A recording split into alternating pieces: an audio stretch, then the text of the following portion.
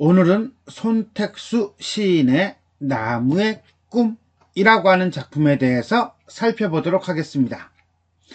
이 작품은 나무를 의인화하여, 그렇죠, 제목만 봐도 나무의 꿈이잖아. 나무가 꿈을 꾼대. 말이야 방구야. 의인화겠죠. 자, 나무의 꿈과 가능성에 대해 노래한 시이다. 나무는 의자, 책상, 배 등등이 되는 꿈을 꿀 수 있지만 꿈을 이루지 못하고 장작이나 재가 될 수도 있음을 노래합니다. 그러니까 꿈을 이루는 경우, 이루지 못하는 경우가 있겠네요. 그러나 이야기 뒤집어지나요?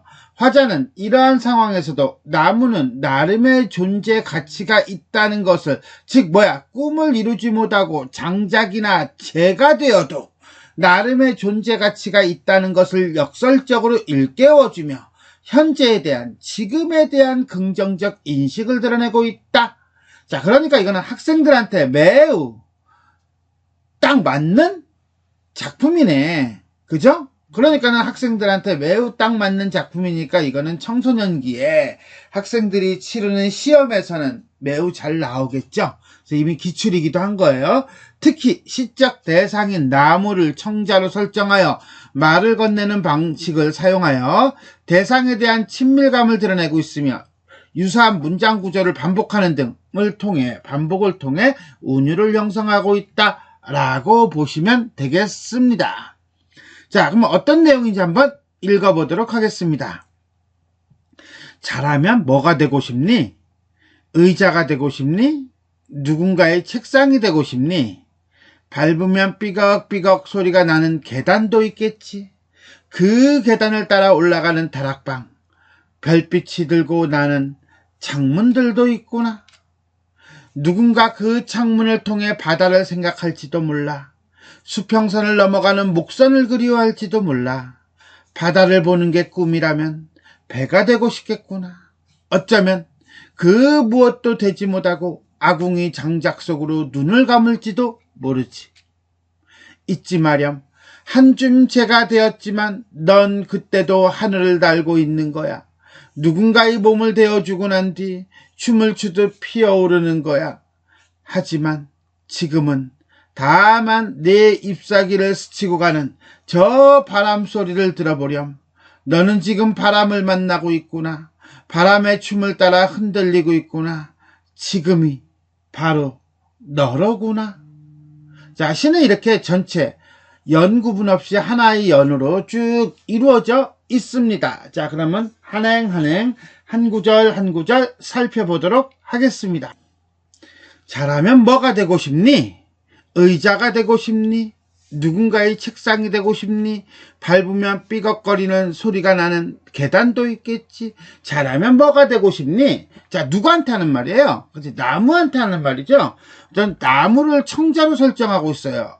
그러나 조금 전에 전체 읽어봤지만 대답은 없어요. 그러니까 이거는 대화는 아니에요. 계속 묻고 있는 겁니다. 의자가 되고 싶니? 의자가 되고 싶니? 자, 이거는 뭐예요? 나무가 품을 수 있는 어떤 꿈이죠? 그 꿈이에요. 누군가의 책상이 되고 싶니? 자, 책상은 뭐 하는 거야? 책을 올려놓고서나 공부를 하거나 읽는 거잖아요. 그럼 이 누군가는 무엇인가를 이루려고 하는 어떤 꿈, 이상을 동경하는 사람이라고 본다면 책상이라든가 계단은 결국 뭐예요? 나무가 품을 수 있는 꿈들 중에 하나들이겠죠.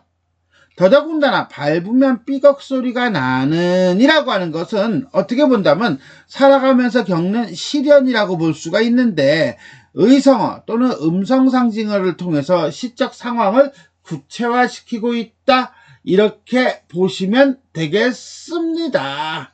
그 계단을 따라 올라가는 다락방, 별빛이 들고 나는, 별빛을 바라보는 창문들도 있구나. 그 별빛을 왜 봅니까? 공부를 하다가 별을 보면서 이제는 꿈을 꾸는 거죠. 한마디로 이 창문은 미래를 볼 수 있는 도구, 내지는 미래라고 볼 수도 있겠네요. 자, 이렇게 보니까는 밟으면 삐걱삐걱 소리가 나는 계단이라든가 창문이라든가 책상이라든가 이런 것들은 전부 다 누군가에게 유익한 존재가 되는, 나무의 이미지예요. 더더군다나 우리는 의자가 되고 싶니? 책상이 되고 싶니? 계단도 있겠지. 그 계단을 따라 올라가면 다락방에는 뭐가 있어? 창문이 있어. 이런 식으로 원숭이 똥꾸녕은 빨개, 빨가면 사과, 사과는 맛있어. 뭐예요? 연쇄법이죠. 그 다음에 의자, 책상, 계단, 창문이라고 하는 거 보니까 이건 전부 다 어때요? 상승의 이미지예요. 오케이? 자, 그러면 또 하나. 심리 같은 경우는 어때요? 종결 어미를 반복적으로 사용해서 운율을 형성하고 있다. 이렇게 보시면 되겠습니다. 누군가, 어떤 사람, 책상 위에서 책을 보던 사람, 창문 밖을 내다보던 사람, 이상세계를 동경하는 사람이 그 창문을 통해 바다를 생각할지도 몰라. 바다. 수평선을 넘어가는 목선을 그리워할지도 몰라. 바다. 자, 종결어미 반복. 역시 가군 설정이에요. 만약에 바다를 보는 게 꿈이라면, 바다는 결국 뭐예요? 화자가 가정한 어떤 이상적 공간이 되겠죠? 꿈이라면 가정법이에요. 너는 배가 되고 싶겠구나. 나무의 꿈이죠? 나무는 배가 되고 싶은 거야. 어디로 가기 위해서? 바다로 가기 위해서. 자, 여기까지 1행부터 11행까지는요. 나무가 품을 수 있는 다양한 꿈. 어쩌면 그 무엇도 되지 못하고 되지 못하고 자, 나무가 꿈을 이루지 못하는 어떤 상황, 부정적 상황을 가정하고 있네요. 아궁이 속 장작으로도 눈을 감을지도 모르지. 장작이라고 하는 것은 꿈을 이루지 못한 존재라고 한다면 눈을 감는다는 것은 어떤 생을 마감하다 이런 뜻으로 꿈을 이루지 못한 상황일 거예요. 그러나 한 줌의 재가 되었지만 잊지 마렴 이렇게 되나요? 잊지 마렴이라고 하는 건 일종의 도치법이고 명령이에요. 그걸 통해서 뒤에 나오는 주제의식을 강조하고 있는데 한 줌의 죄가 되었지만 꿈을 이루지 못하고 생을 마쳤지만 넌 그때도 하늘을 날고 있을 거야. 뭐예요? 하늘을 난다는 것은 자신의 꿈을 이루는 거잖아. 긍정적인 거 아니야? 그러니까는 꿈을 이루지 못한 상황에서도 존재 가치가 있다는 것을 보여주는 일종의 역설적 인식이라고 별표 빵 치시면 될 거예요. 누군가의 몸을 대어주고 난 뒤 누군가에게 몸을 장작으로 눈을 감았다 할지라도 누군가에게 몸을 대어주는 어떤 존재 가치가 있다는 거죠. 존재 가치를 마치고 난 뒤 생을 춤을 추듯 피어오르는 거야. 한마디로 뭐야? 이거는 장작으로 누군가의 몸을 되어주고 재가 되어 춤을 추듯 피어오르는 거야. 재에 대한 긍정적 인식이 직유법을 통해서 드러나고 있네요. 더더군다나 꺼야 같은 거는 역시 마찬가지로 가군을 형성하고 있습니다. 자, 12행부터 17행까지는 꿈을 이루지 못했어도 존재 가치가 있는 나무. 하지만 지금은 자, 이야기 또 뒤집어지나 봐요. 시상의 전환이에요. 현재의 상황의 모습에 주목한다라고 했는데 왜 그러냐면 하지만 지금은 할 때 지금 때문에 그래요. 다만 너의 잎사귀 누구의 잎사귀? 나무의 잎사귀를 스치고 지나가는 바람 소리를 들어보렴. 이 바람 소리 때문에 화자가 지금의 상황에 대해서 집중하라고 얘기를 하는 겁니다. 즉 나무를 청자로 설정하여 청유법, 보렴, 청유형 어미를 통해 나무가 현재 함께하는 대상, 누굽니까? 바람이죠. 바람에 집중하도록 권유하고 있습니다. 너는 역시 의인하죠? 지금 바람을 만나고 있구나. 바람의 춤을 따라 흔들리고 있구나. 지금이 바로 너로구나. 자, 현재의 상황과 나무의 모습에 주목하고 있습니다. 뭘 통해서? 그렇죠. 지금이죠. 뭐예요? 지금이죠. 뭐예요? 지금이죠. 즉, 지금이라고 하는 특정 시어를 반복해서 나무의 현재 상황에 주목하고 있다. 또 하나, 꾸나 같은 경우는요, 종결어미 반복을 통해 가군을 형성하고 있다. 라고 보시면 됩니다. 자, 이렇게 해서 18행부터 23행까지는 현재 모습에 대한 중요성과 그 다음에 긍정적 인식을 보여주고 있습니다. 자, 이렇게 해서 우리는 손택수 시인의 나무의 꿈 이라고 하는 작품에 대해 한행 한 구절 한 구절 살펴보았습니다. 그럼 전체 정리해 보도록 하겠습니다. 자, 역설적이고요. 그 다음에 교훈적이고요. 나무가 가질 수 있는 꿈과 현재의 중요성에 대해서 얘기하고 있습니다.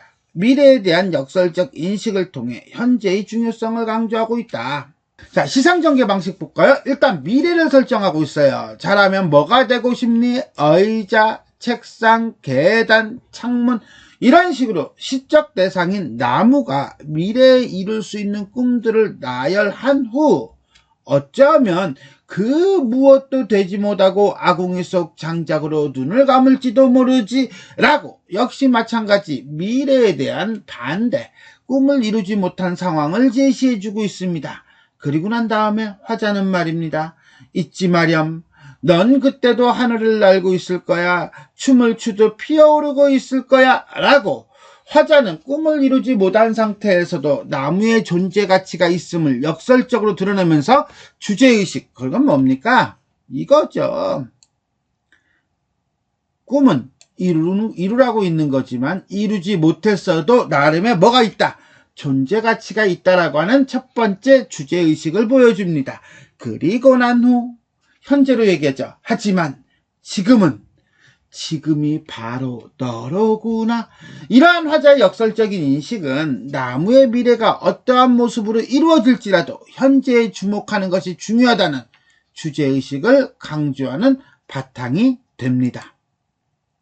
두 번째, 대상에게 말을 건네는 어조를 사용하고 있다 라고 했지만 대화는 아니라고 했어요. 잘하면 뭐가 되고 싶니? 라고 하는 거죠. 대상에게 말을 건네는 어조를 사용하여 시적 대상인 나무가 품을 수 있는 다양한 꿈, 미래를 제시하고 있습니다. 연세법은 이거죠. 계단도 있겠지. 계단을 따라가면 다락방 이렇게 가는 거예요. 또 있군요. 창문들도 있구나. 그 창문을 통해 바다를 보는 게 꿈이라면 배가 되고 싶구나. 이런 식으로 시어를 연쇄적으로 활용하여 연세가 아니라 연쇄적으로 활용하여 시상을 발전시키고 있습니다. 반복법, 되고 싶니 라든가 생각할지도 몰라 라든가 아니면은 있구나 너로구나 구나 라든가 이런 식으로 동일한 종결 어미를 반복하여 운율을 형성하고 있습니다. 또 시어도 있죠. 지금 같은 경우에요. 자, 지금이라는 시어를 반복해서 대상의 현재 모습에 집중하도록 하여 현재에 대한 긍정적 인식을 드러내고 있습니다. 자, 삐걱삐걱 청각적 심상이죠. 청각적 심상에서 계단의 어떤 상황을 구체적으로 표현하고 있고요. 그 다음에 이 삐걱삐걱 소리가 나는 계단이 올라가야 되는 시련이라고 한다면 그 상황도 잘 보여주고 있어요. 또 하나, 도치법, 잊지 마렴. 자, 한 줌의 재가 되었지만 잊지 마렴. 뭐 이렇게 되는 거예요. 그죠? 정상적인 문장 성분의 어순을 바꾸어서 꿈을 이루지 못한 상황에서도 존재 가치가 있다는 화자의 인식을 강조하고 있습니다.